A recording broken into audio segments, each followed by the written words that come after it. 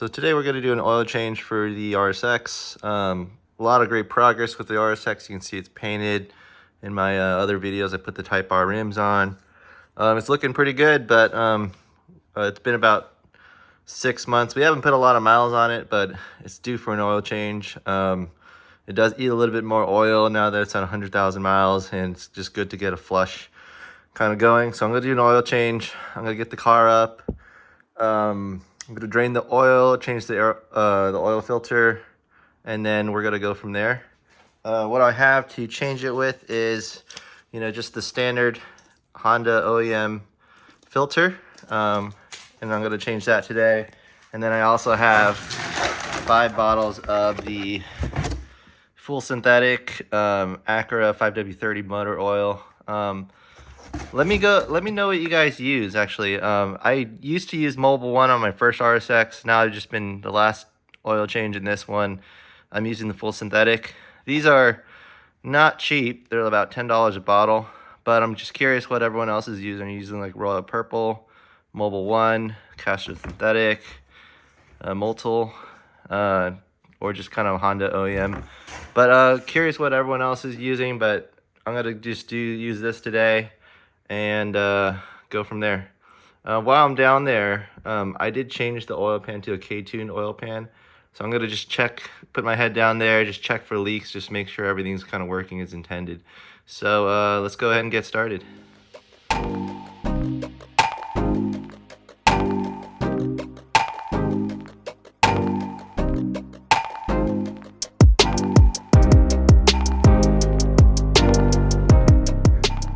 All right, so we have the car up, I have the oil pan out. What I'm gonna do is get under it in a second, but I'm just gonna fill up 5W30 over here after I take out the oil pan drain plug and start draining the oil. All right, for the oil pan, all we need to do is take a 17mm and open up that K20 drain plug. So got the 17 here.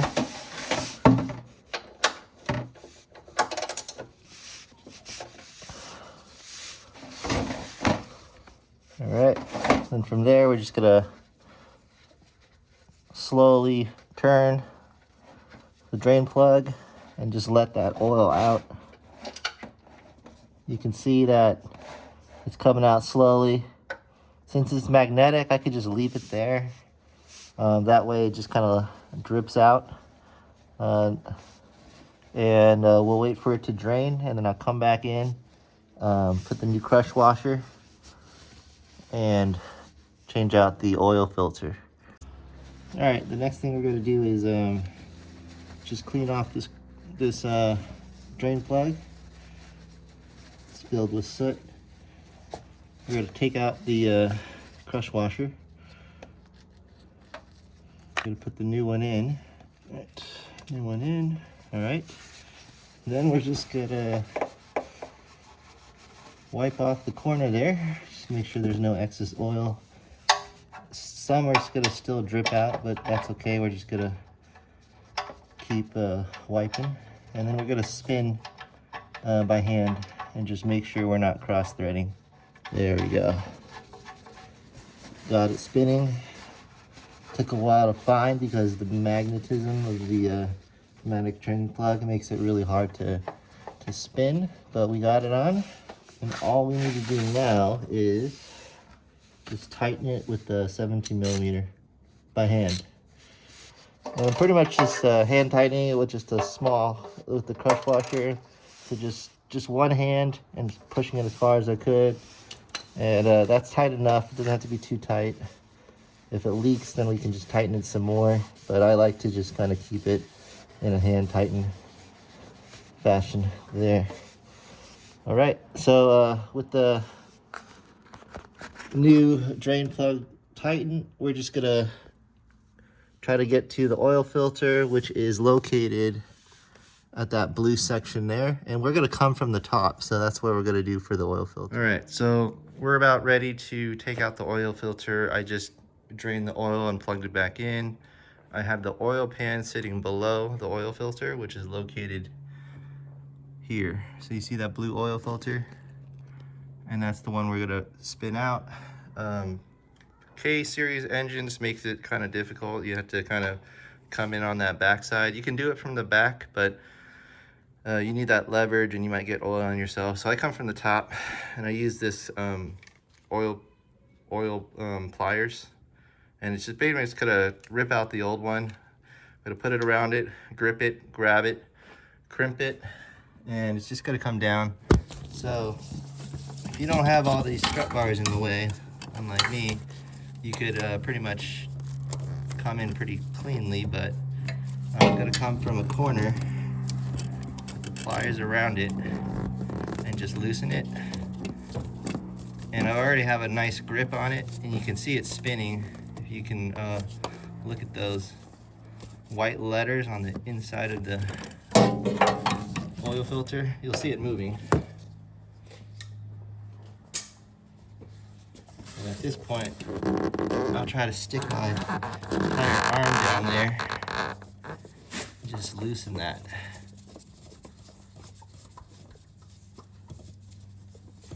And unfortunately, it's gonna get a section wet, but that's okay. All right, we're about to install the new oil filter, and we're gonna prep it first. We're gonna get a little oil and put it on the gasket. So what I like to do is get a little bit of that new oil, get that fresh oil on there, and just put a little bit around the seal so it gets a little wet. And then sometimes people put a little oil in there because we're coming in sideways. I'm not gonna do that because it's gonna get real messy. And then we're gonna use this oil filter wrench to just tighten it back into place. First by putting this back on top, and then taking that oil filter wrench and then coming in from the side.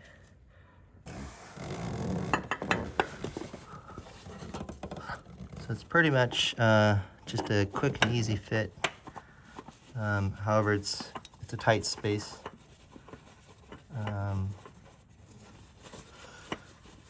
So once I get it around, I'm going to spin it as much as I can by hand. And there's not much leverage here, so that's why the oil filter wrench is quite useful. So we have it spun around as much as we can. We're going to wipe around that surface just to make sure there's no more drip or residue. And then we're going to go ahead and get that oil filter wrench through. See it coming in there, and that'll give us enough grip to do what we need to do. So we're just going to hand tighten it as much as we can, and it's looking pretty good. And that shouldn't have any leaks there. All right, so I loosened it, so that released the tension. And you can see the little tiny area I'm working with just to get the oil filter in. I used to have a lot more space before I put the Mugen bar, but now that I put the Mugen bar, there's a lot less arm space to get in there and adjust that oil filter. But that's on tight. I'm not gonna have any issues there anymore. I'm just gonna wipe out the excess dry oil, and now we're gonna fill some oil into the system.